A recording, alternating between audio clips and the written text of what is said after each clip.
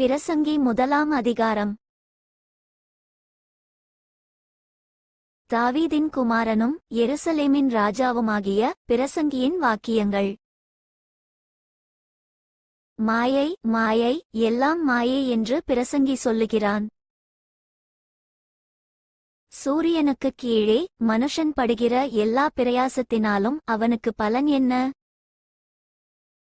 ஒரு சந்ததி போகிறது, மறு சந்ததி வருகிறது, பூமியோ என்றைக்கும் நிலைத்திருக்கிறது. சூரியன் உதிக்கிறது, சூரியன் அஸ்தமிக்கிறது, தான் உதித்த இடத்திற்கு அது திரும்பவும் தீவிரிக்கிறது. காற்று தெற்கே போய் வடக்கேயும் சுற்றி சுழன்று சுழன்று அடித்து தான் சுற்றின இடத்துக்கே திரும்பவும் வரும்.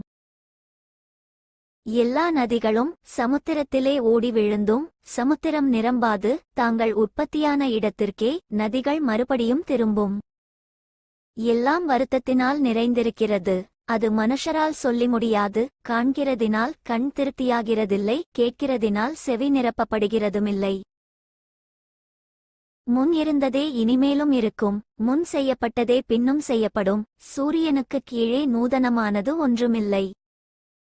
இதை பார், இது நூதனம் என்று சொல்லப்படத்தக்க காரியம் ஒன்றுண்டோ? அது நமக்கு முன்னுள்ள பூர்வகாலங்களிலும் இருந்ததே. முன் இருந்தவைகளைப் பற்றி ஞாபகம் இல்லை, அப்படியே பின்வரும் காரியங்களைப் பற்றியும் இனிமேலிருப்பவர்களுக்கு ஞாபகம் இராது.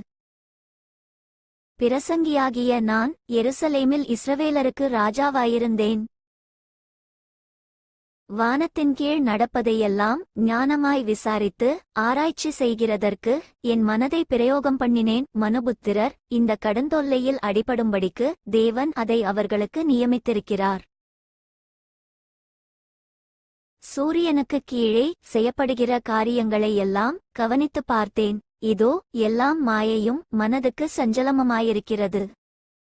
கோணலானதை நேராக்கக் கூடாது, குறைவானதை எண்ணி முடியாது. இதோ நான் பெரியவனாயிருந்து எனக்கு முன் எருசலேமிலிருந்த எல்லாரைப் பார்க்கிலும் ஞானமடைந்து தேறினேன். என் மனம் மிகுந்த ஞானத்தையும் அறிவையும் கண்டறிந்தது என்று நான் என் உள்ளத்திலே சொல்லிக் கொண்டேன். ஞானத்தை அறிகிறதற்கும் பைத்தியத்தையும் மதியீனத்தையும் அறிகிறதற்கும் நான் என் மனதை பிரயோகம் பண்ணினேன். இதுவும் மனதுக்கு சஞ்சலமாயிருக்கிறதென்று கண்டேன். அதிக ஞானத்திலே அதிக சலிப்புணடு, அறிவு பெருத்தவன் நோவு பெருத்தவன். For more videos subscribe and like my channel.